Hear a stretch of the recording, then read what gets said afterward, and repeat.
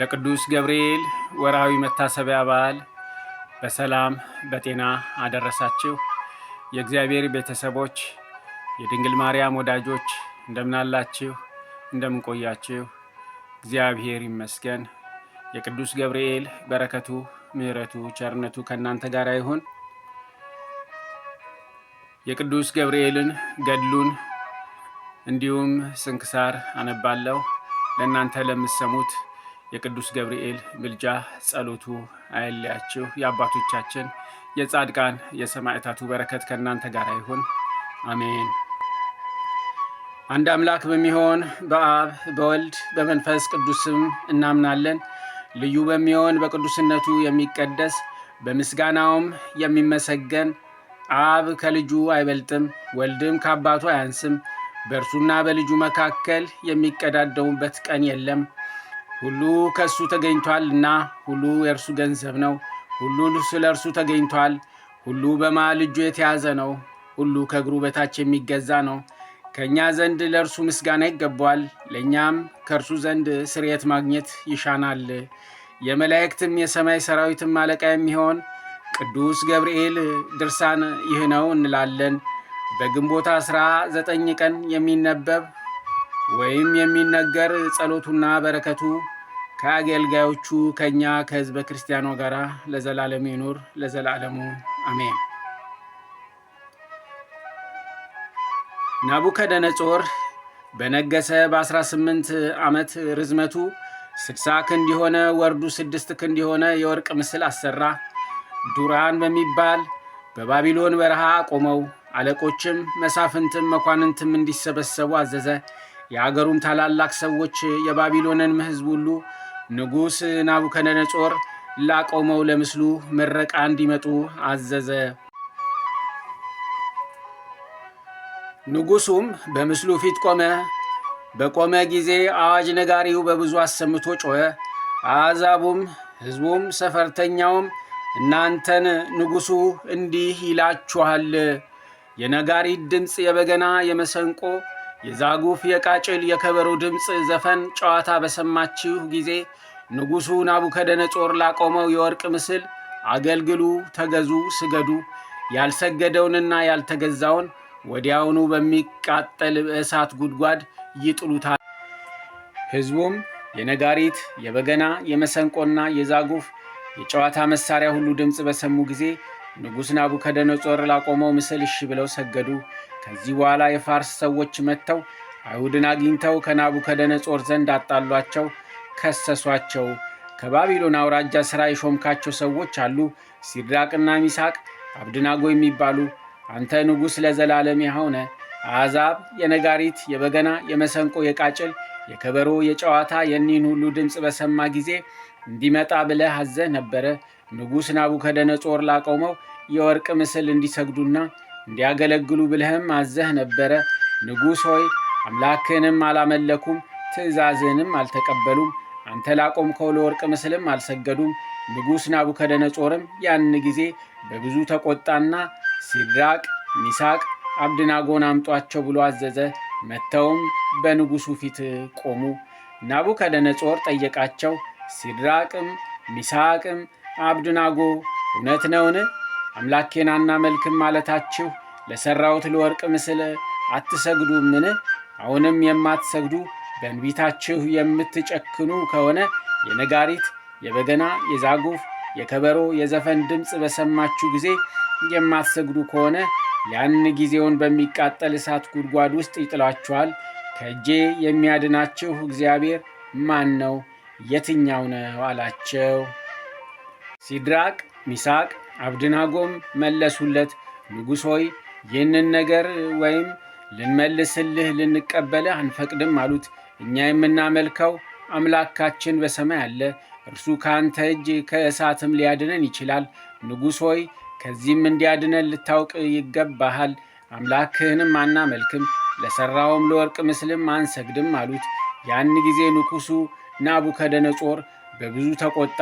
ስለ ሲድራቅና ስለ ሚሳቅ ስለ አብድናጎም የፊቱ መልክ ተለወጠ። ፈጽሞ የሚያቃጥል እሳት እንዲያነዱ አዘዘ። ኃይለኞች አርበኞች ሰዎች ሲድራቅ ሚሳቅንና አብድናጎን አስረው ከእሳት ጉድጓድ ውስጥ እንዲጥሏቸው አዘዘ።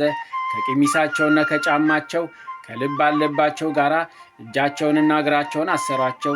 እሳትን በብዙ አንድደው ከእሳቱ ውስጥ ጣሏቸው፣ የንጉሥ ቃል ኃያል ነውና። እነዚህም ሦስቱ ሰዎች ሲድራቅና ሚሳቅ አብደናጎ እጃቸውን እንደታሰሩ ወደሚነደው እሳት መካከል ጣሏቸው። በእሳቱም መካከል እየተመላለሱ እግዚአብሔርን አመሰገኑ። ከዚህም በኋላ ጭፍሮቹ ከንጉሡ ዘንድ ማጣላታቸውን አልተዋቸውም። እሳቱም ውስጥ አደር፣ ማር፣ ዲን፣ የወይን ሐረግ፣ ቅንጭብ፣ ቁልቋል ጨመሩበት። የእሳትም ነበልባል 49 ክንድ ወደ ላይ ተመዞ ወጣ። የእሳቱም ላንቃ እየተወረወረ በውጭ ከጉድጓድ አጠገብ ያገኘውን ከላውዲያንን ያቃጥል ነበር። ሊቀ መላእክት ቅዱስ ገብርኤል አናንያ፣ አዛርያ፣ ሚሳኤል ወዳሉበት ወረደ። የእሳቱንም ነበልባልም መታው። እርሱም እንደ ነፋስ ቀዘቀዘ። የእሳቱም ነበልባል ምን አልነካቸውም፣ ለመውጣትም አላስጨነቃቸውም። ያን ጊዜም ሦስቱ ሰዎች ሲድራቅና ሚሳቅ አብደናጎ በአንድ ቃል አመሰገኑ። እግዚአብሔርንም በእሳቱ ጉድጓድ ውስጥ አመሰገኑት፣ ባረኩት። የአባቶቻችን አምላክ እግዚአብሔር ይባረክ ይመስገን እያሉ ስቡም እርሱ ነው፣ ልዑልም ለዘላለሙ እርሱ ነው። ናቡከደነጾርም ሲያመሰግኑ በሰማቸው ጊዜ አደነቀ። ፈጥኖ ተነስቶ ቆመና አሽከሮቹን እንዲህ ብሎ ጠየቃቸው። አስራችሁ ከእሳት ጉድጓድ የጣላችኋቸው 3 ሰዎች አልነበሩምን? ንጉሥ ሆይ አዎን አሉት። ንጉሡም እንዲህ አለ፣ እኔ 4 ሰዎች ከእስራት ተፈተው በእሳት መካከል ሲመላለሱ አየሁ። የነካቸውም ነገር የለም። 4ተኛውም ፊቱ የእግዚአብሔር ልጅ ይመስላል። ከዚህም በኋላ ናቡከደነጾር ወደሚነደው እሳት ጉድጓድ በር ሄዶ የልዑል እግዚአብሔር አገልጋዮች ሲድራቅ፣ ሚሳቅ፣ አብደናጎ ወደዚሁ ውጡ አለ። ሲድራቅም ሚሳቅም አብደናጎ ከእሳቱ ጉድጓድ መካከል አፈፍ ብለው ወጡ። ያን ጊዜም መኳንንቱ፣ ሹማምንቱ፣ የንጉሡ አለቆች ሁሉ ተሰበሰቡ። ያን ጊዜም ሰዎቹን አካላቸውን እሳት እንዳልነካቸው አዩአቸው። የራሳቸውን ጠጉር እንዳለበለበውም የፊታቸውንም መልክ እንዳልጠቆረ የጢስ ሽታ እንኳ እንደሌለባቸው አዩአቸው። ናቡከደነጾርም ለምድርና ለሰማይ ንጉሥ ለእግዚአብሔርም በፊታቸው ሰገደ። አሁንም የምወዳችሁ ወንድሞቼ ሆይ አምላካችን እግዚአብሔርን እንለምነው። ምንም በፊቱ ብንበድል እርሱ በደላችንን ይሰውራልና ስለ ድካማችንም ይታገሳልና ያለውን ሁሉ ትወዳለህ።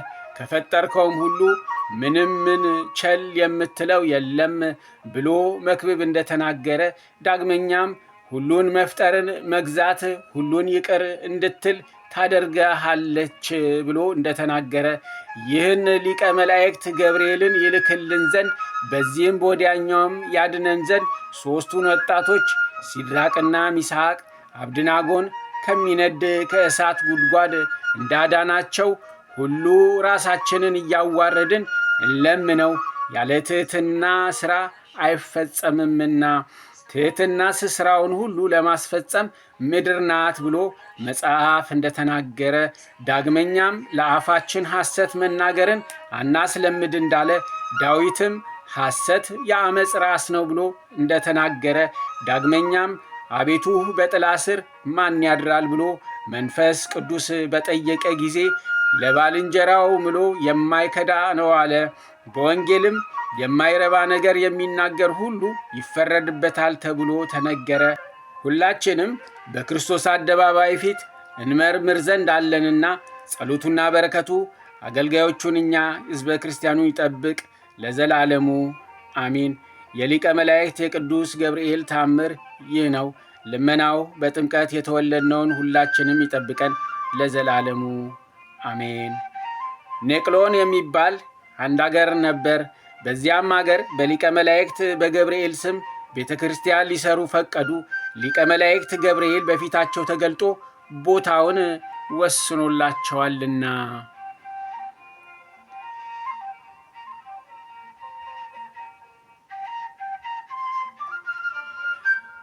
እሳቸው ዘንድ ሳለ 1 ወር ያህል በሆነ ጊዜ የሚሻውን ትፈጽምለት ዘንድ አውር ንግሥትን ጠየቃት። ስለ ቤተ ክርስቲያኑ ሥራ ከንጉሱ ትለምኝልን ዘንድ እወዳለሁ ብሎ ጠየቃት። የሊቀ መላእክት የገብርኤልን ቤተ ክርስቲያን እንድሰራ ወደ ሀገሬ ይሄድ ዘንድ እንድሰናበት ነው። ንጉሱም ወደ ሀገሩ ይሄድ ዘንድ አልፈቀደለትም። አውርም ብዙ ያዝን ነበረ። በዚህችም ቀን ታላቅ የብርሃን ልብስ ለብሶ ሊቀ መላእክት ገብርኤል ታየው። እርሱንም ባየ ጊዜ ደነገጠና ከምድር ላይ በግንባሩ ተደፍቶ ወደቀ። ሊቀ መላእክት ገብርኤልም አነሳውና ታውቀኛለህን አለው። እርሱም ጌታዬ አላውቅህም አለው። ጌታዬ አንተ የሰማይ አምላክ እንደሆንክ አይደለህም እንደሆነ እስኪ ንገረኝ አለው። ንጉሥ እኔስ ካሁን በቀር እንዲህ ያለ የዘላለም ብርሃን የመሰለ ምንም ፈጽሞ አላየውም።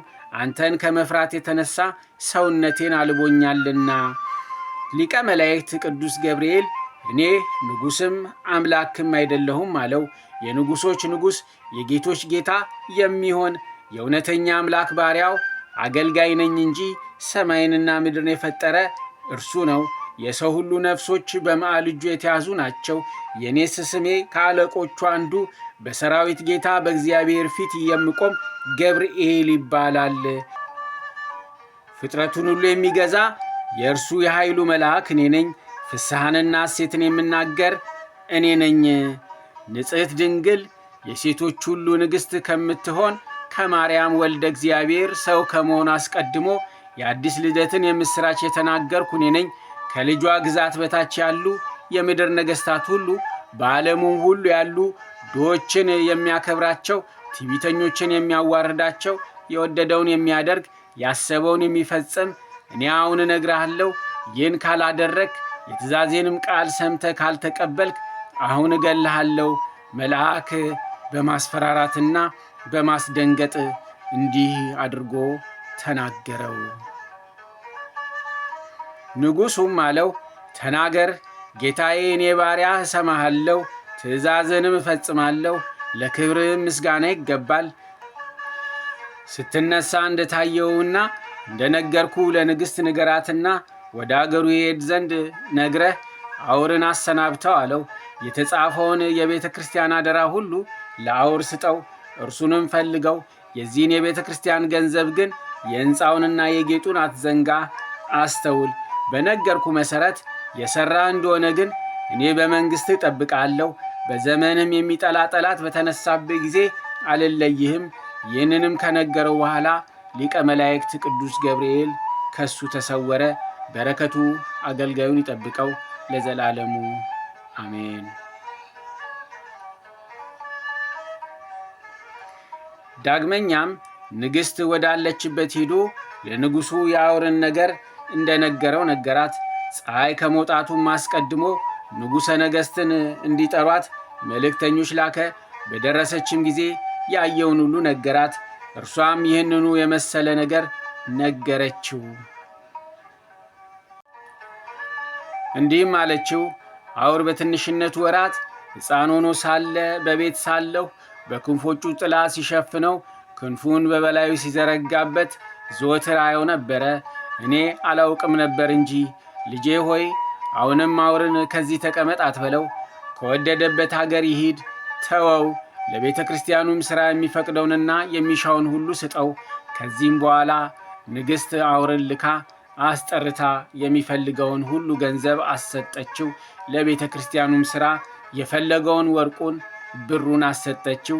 በጭቃ የተሠራውንም እንዲያፈርስና ሕንፃውን በጡብ ድንጋይ እንዲያድስ አዘዘችው።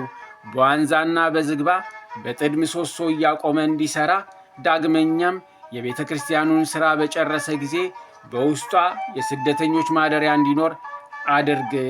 የእንግዳ መቀበያና የመነኮሳት መኖሪያ አዘጋጅተህ እየተቀበልክ ምግባቸውን በሰጠውም ገንዘብ እርዳቸው አለችው።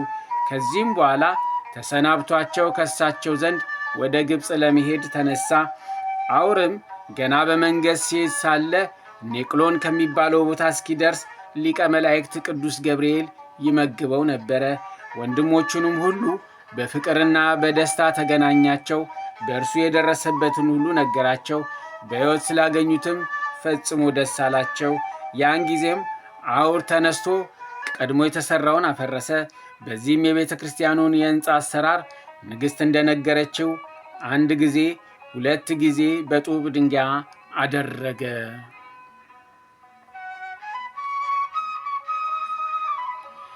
የፊዮም ሰዎችም የአውሬን መምጣቱን በሰሙ ጊዜ ለሊቀ መላእክት ገብርኤል ቤተ ክርስቲያን እጅ መንሻ መጡ።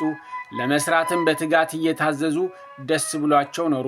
ሰይጣን ግን ቀናበት፣ የበጎ ሥራ ነገር ጠላት ነውና።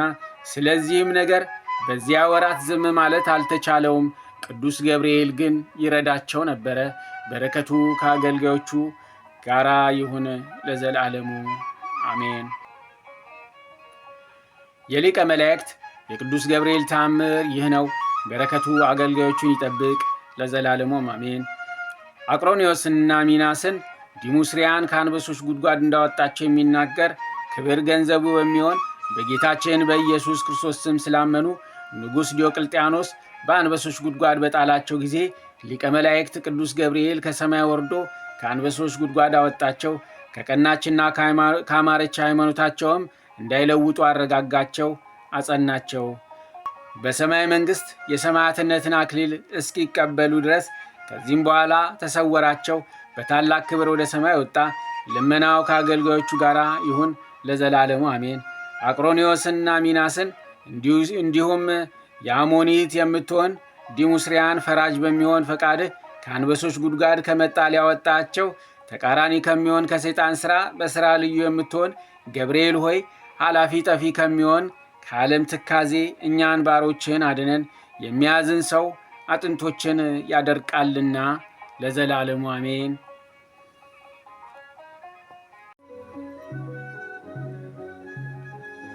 አንድ አምላክ በሚሆን በአብ በወልድ በመንፈስ ቅዱስ ስም ግንቦት 19 በዚህች ቀን ከአባ መቃርስ ገዳም ቅዱስ አባት ቀሲስ ይስሐቅ አረፈ። ይህም አባት ከምስር ከታናናሽ ቦታዎች ከአንዲት ቦታ ነው። ወላጆቹም ድሆች ሲሆኑ ግን በበጎ ሥራ ባለጸጎች ናቸው። አረጋውያን መነኮሳትም የእጅ ሥራቸውን ሊሸጡ ወደ ምስር በሄዱ ጊዜ ተከትሏቸው ወደ አስቄጥስ ገዳም መጥቶ ሲያገለግላቸው ኖረ። በቀንበራቸውም ተጠምዶ ታላቅ ተጋድሎን ተጋደለ። በዘመኑ ሁሉ ከቶ ምንም ጥሪት አላደረገም። እንደ አባቶቻችን 2 ልብሶችን ለምን አልገዛህም ሲሉት እርሱም እኔ እስከ ዛሬ ሕዝባዊ ነኝ፣ በዓለም ሳለውም 2 ልብስ የለኝም ነበር ብሎ ይመልስላቸዋል። ሁለተኛም አባቶቻችን እኮ ሰሌንና ማቅ ይለብሳሉ፣ ለእኛም 1 ልብስ ይገባናል፣ ይህ አይበቃምምን አላቸው። ሁል ጊዜ የሚያለቅስ ሆነ። ለምን ታለቅሳለህ ብለው በጠየቁት ጊዜ ወላጆቼ ሙተውብኝ ድሃ አደግ አድርገውኛልና ይላቸዋል።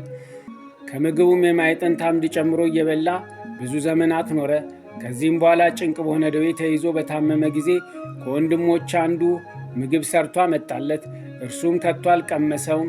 ያ ወንድም ይህ ጥሩ ምግብ ነው፣ ለበሽታ መድኃኒትነት አለውና ብላ ብሎ ብዙ ለመነው። እርሱም ወንድሜ ሆይ እመነኝ፣ እኔ በዚህ ደዌ ውስጥ 30 ዓመት ኖር ዘንድ እወዳለሁ ብሎ መለሰለት። በዕድሜውም በሸመገለ ጊዜ ትሩፋቱና ጽድቁንም በበዛ ጊዜ ቅስና ይሾሙት ዘንድ አረጋውያን ተሰበሰቡ፣ ተማከሩ። እርሱም ከእርሳቸው ሸሽቶ ከተዘራ ማሳ ውስጥ ገብቶ ተሰወረ። እርሱንም እየፈለጉ ዞሩት፣ አላገኙትም። ያችንም ማሳ አልፈው ከዳሯ ተቀመጡ። ጥቂት ሊያርፉ ከእርሳቸውም ጋር አህያ ነበረ። ወደ ማሳውም ሮጦ ገብቶ ይህ አባት በተሸሸገበት ቦታ ቆመ። አህያውም ሊያስወጡትም በገቡ ጊዜ ያንን አባት አገኙት። ደግሞ እንዳይሸሽ ሊያስሩት ፈለጉ። አሁንም አውቄዋለሁ የእግዚአብሔር ፍቃድ እንደሆነ አላቸው። ከዚያም አብሯቸው ሄዶ ቅስና ሾሙት። ከዚህ በኋላም ተጋድሎና ለአረጋውያን መታዘዙን ጨመረ። ወጣቶችም በጎ ሥራ ያስተምራቸዋል። ሰምታችሁ የምትታዘዙ ሁኑ፣ ከትሩፋት ሁሉ ይበልጣልና አላቸው። የሚያርፍበትም ጊዜ ሲደርስ ከእርሱ በኋላ የሚሰሩትን እንዲያስተምራቸው በዚያ ገዳም ያሉ ጎልማሶች በጠየቁት ጊዜ እንዲህ አላቸው። በገዳሙ ውስጥ ጸንታችሁ እንድትኖሩ እኔ ሥራ ስሠራ ስታዩኝ እንደነበረ እናንተም እንዲሁ በፈቃዳችሁ ስሩ። እኛ አባቶቻችን ባረፉ ጊዜ አዝነን አልቅሰን ነበር። እንደሚሰሩትን በሠራን ጊዜ ከእነርሱ በኋላ ተጽናንተን በገዳም የምንኖር ሆን። ያህንንም እያለ በፍቅር በሰላም አረፈ። የሕይወት አክሊልንም አገኘ። ለእግዚአብሔር ምስጋና ይሁን። እኛንም በጻድቁ ጸሎት ይማረን፣ በረከቱም ትድረሰን ለዘላለሙ አሜን። በዚህችም ቀን ኃይለኛ ተጋዳይ ቅዱስ ኤስድሮስ በሰማዕትነት አረፈ። ይህም ቅዱስ ከእስክንድሮስ ሀገር ከከበሩ ከቤተ መንግሥት ወገኖች ውስጥ ነው። አባቱም በብዙ ሰራዊት ላይ የተሾመ መኮንን ነው። ስሙም በድላኦን ነው። የእናቱም ስም ሶፊያ ነው። ሁለቱም ከክርስቲያን ወገን ናቸው። ይህንንም ቅዱስ በወለዱት ጊዜ ኤስድሮስ ብለው ሰየሙት። ከብዙ ወራት በኋላም ከሃዲ ንጉሥ ዲዮቅልጥያኖስ የሚያደርገውን የኃጢአትን የበደልን ብዛት ባየ ጊዜ እርሱ ከመንግሥት ታላላቆች ውስጥ ስለሆነ ምስፍናውን ትቶ ከሚስቱና ከልጆቹ ጋር ገለል አለ። ስለ ክብር ባለቤት ጌታችን ኢየሱስ ክርስቶስ ስም መጻተኞች በመሆን ከዚህ አላዊ ንጉሥ ፊት ሸሽተው ሳሙኤል ከሚባል ሰው ዘንድ ተሰባስበው በገዳም ተቀመጡ። ከዚህም በኋላ ለጣዖታት እንዳይሰግዱ ከንጉሡ ሸሽተው ስለተሰወሩ ከሃዲያን መጥተው በንጉሡ ዘንድ ነገር ሰሩባቸው። ወዲያውኑ 500 ጭፍራ ልኮ ከፊቱ አስቀረባቸው። ከእርሱ ዘንድ በመገለላቸውም ንጉሡ ጠየቃቸው። እነርሱም እንዲህ አሉት፣ የክብር ባለቤት ክርስቶስን በተውከው ጊዜ ተውንህ፣ ታላቅ ስንፍና አድርገህ ስተሃልና። በሰማ ጊዜም ተቆጥቶ የበድላኦንን አንገት ይቆርጡ ዘንድ አዘዘ። የሰማዕትነት አክሊልንም አገኘ። ቅዱስ ኤስድሮስን ግን ይመክር እንደሆነ ብሎ አሰረው። ያን ጊዜ 12 ዓመቱ ነበረ። ከጥቂት ቀን በኋላም በአንገቱ የብረት ዛንጅርና ገመድ አስገብተው ከንጉሡ ፊት አቀረቡት። ንጉሡም አልፈራህምን? ልብስ ለመመለስ አልመከረምን? ብሎ ጠየቀው። እርሱም እኔ የቀናች ሃይማኖቴን ትቼ ወደ ስህተት አልመለስም አለው። ያን ጊዜ አራቁተው ከምሰሶ ላይ ሰቅለው ደሙ እንደ ውሃ እስቲወርድ እንዲጨምቁት ንጉሡ አዘዘ። እናቱ ሶፊያም ከደሙ ወስዳ በንጉሡ ፊት ላይ ረጨች። እንዲህም አለችው፣ ከሰው ሁሉ አንተ የተረገምክ ነህ። እንዲሁ እህቱ አፎሚያም ድንጋዮችን አንስታ ንጉሡንና መኳንንቶቹን ወረወረችባቸው። ንጉሡም ተቆጣና ከወገባቸው መካከል እንዲቆርጧቸው አዘዘ። ቆርጧቸውን ምስክርነታቸውን ፈጸሙ፣ አክሊልንም አገኙ። ቅዱስ ኤስድሮስም ተሰቅሎ ሳለ በእናቱና በእህቱ ላይ የሆነውን ይመለከት ነበረ። በወገቡም ላይ የእሳት ፍም ደፋበት። ደግሞም ሆዱን ሰንጥቀው አንጀቱን አወጡ፣ በተራራ ላይም ጣሉት። የሰማይ ወፎችና የዱር አራዊት አልቀበሩትም። መድኃኒታችንም ከሞት አስነስቶ እንደ ቀድሞ አደረገው። ከዚያም ሂዶ በንጉሡ ፊት ቆመ። ንጉሡም ከብረት አልጋ ላይ አውጥተው ከበታቹ እሳትን እንዲያነዱ አዘዘ። ሁለተኛም በብረት ላይ አስተኝተው አንጀቱ እስኪፈስ ድረስ ፈጩት። ከዚህም መድኃኒታችን አስነሳው። ደግሞም ሁለተኛ ከ800 ነፍስ ጋር ሰቀሉት። ያን ጊዜ መድኃኒታችን አድኖ አስነሳው። ንጉሡም አይቶ በበሬ ቅርጽ በተሠራ ብረት ውስጥ አስረው በላዩም ድኝና ዝፍጥ ጨምረው ከበታቹ እሳት እንዲያነዱ አዘዘ። ከጥቂት ቀን በኋላ ራሱን እንዲቆርጡ ታዞ ቆረጡት። ያን ጊዜም ጌታችን ከሞት አነሳው። እነሆ ሲያስነሳው 3ኛው ነው። ደግሞ ከዚህ በኋላ እጅግ ከባድ የሆነ ድንጋይ በአንገቱ አስረው ወደ ባህር ጣሉት። ወዲያውኑ የመላእክት አለቃ ቅዱስ ሚካኤል አውጥቶ ከንጉሡ ፊት አደረሰው። ንጉሡም በከተማ መካከል እንዲሰቅሉት አዘዘ። እንደዚህም ተሰቅሎ ሞተ። የክብር ባለቤት ጌታችንም አስነሳው። ይህም ሲያስነሳው 4ኛው ጊዜ ነው። ከዚህም ለአንበሶች ጣሉት። እግዚአብሔርም ነቢዩ ዳንኤል እንዳዳነ አዳነው። ከዚህም በኋላ በየጥቂቱ ቆራርጠው እንዲከትፉትና በእንቅብ ሰብስበው ወደ ባህር እንዲጥሉ ታዘዘ። አሽከሮቹም እንዲሁ አደረጉ። ያን ጊዜም የክብር ባለቤት ጌታችን ከሚካኤልና ከገብርኤል ጋር መጥቶ በባህሩ ዳር ቆመ። ከዚያም አውጥቶ አስነሳው ያለምንም ጉዳት። ይህም ከሞት ሲያስነሳው 5ኛው ነው። ንጉሡም በአፈረና የሚያደርገው በተሳነው ጊዜ ከወገኖቹ ጋር ተማክሮ በዚያ ያሰቃዩት ዘንድ እጅና እግሩን አስሮ ወደ ሶሎንቄ ሀገር ላከው። የሶሎንቄ ሀገር ገዥም አስቀድሞ ስለሚያውቀው ከቅዱስ ኤስድሮስ ጋር ቸርነትና ርኅራኄን አደረገ። ንጉሡም ሰምቶ ተቆጣ። ያንን መኮንንም እንዲያመጡ ታዘዘ። ቅዱስ ኤስድሮስንም ወደ እርሱ መልሶ በእስር ቤት በረሃብና በጽም አኖረው። ቅዱሱም በእስራቱ መጠን ታላላቅ ድንቆች ታምራት እያደረገ በሽተኞችን ሁሉ አዳነ። በዚህችም በግንቦት 19 ቀን በ6 ሰዓት ከከተማ ውጭ እንዲሰቅሉት ንጉሡ አዘዘ። አየርም መላእክትን ተመላች። የክብር ባለቤት ጌታችን ኢየሱስ ክርስቶስም ብዙዎች ቃል ኪዳኖችን ከእርሱ ጋር አደረገ። ያን ጊዜም ነፍሱን አሳለፈ። በማይጠፋ መንግሥት ሰማያትም የሰማያትን አክሊላት ተቀበለ። በተጋድሎ የኖረባቸው 12 ዓመቶች ናቸው። ለእግዚአብሔር ምስጋና ይሁን።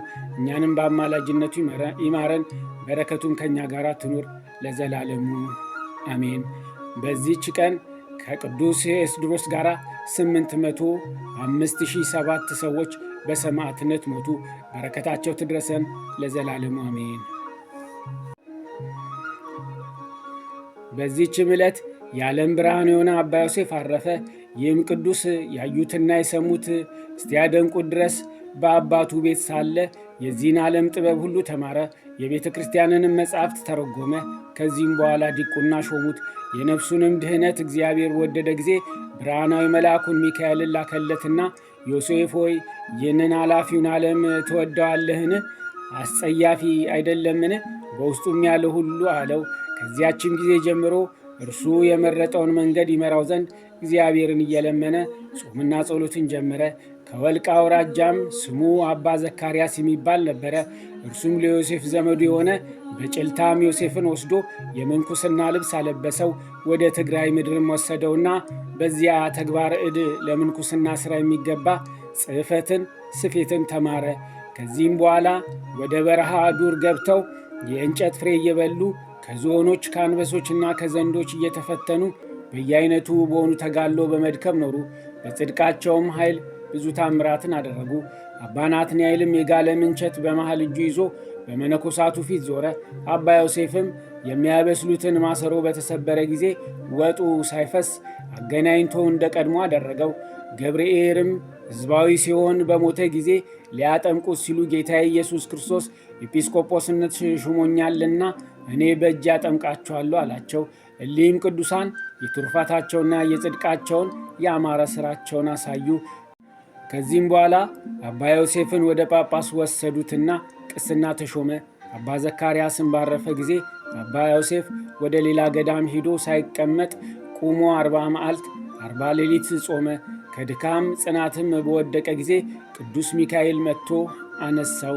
ሁለተኛም ከገደል አፋፍ እጁን ዘርግቶ ሳይሰበስብ 40 ቀን 40 ሌሊት ቆመ። ሰይጣንም መጥቶ ወደ ቆላ ወረወረው። የመላእክት አለቃ ሚካኤልም ተቀብሎ ወደ መቆሚያው መለሰው። ደግሞም ከድንጋይ ዋሻ ውስጥ ገብቶ 40 ቀን 40 ሌሊት ያለ መብልና ያለ መጠጥ ኖረ። ሰይጣናትም ወደ እርሱ እየመጡ በየራሳቸው ምትሃት በማሳየት ያስፈራሩት ነበር። መላእክትም ያበረቱትና ያጸኑታል። ናላው በአፍንጫው እስኪፈስ ድረስ በየእልፍ እልፍ እየሰገደ ኖረ። ከዚያም የትግራይን አውራጆች ሁሉ ዞረ። ወደ ሰሜንም ምድር ተሻገረ። ከያሬድ መቃብር ገባ። በደጃፉም ላይ ተቀርጾ አግኝቶ አንቀጸ ብርሃንን ተማረ። ሲመለስም ሽፍቶች አግኝተውት በድንጋይ ወገሩት፣ በበትርም ደበደቡት፣ በጦርም ወግተው ጥለውት ሄዱ። አምላክን የወለደች እመቤታችን ቅድስት ድንግል ማርያም ወደ እርሱ መጥታ አዳነችው። አንዲት ቀንም የሴት በድን አግኝቶ በላያ ባማተበ ጊዜ ተነሳች። ወደ ኢየሩሳሌምም 3 ጊዜ ሄዶ ከከበሩ ቦታዎች ተባርኳል።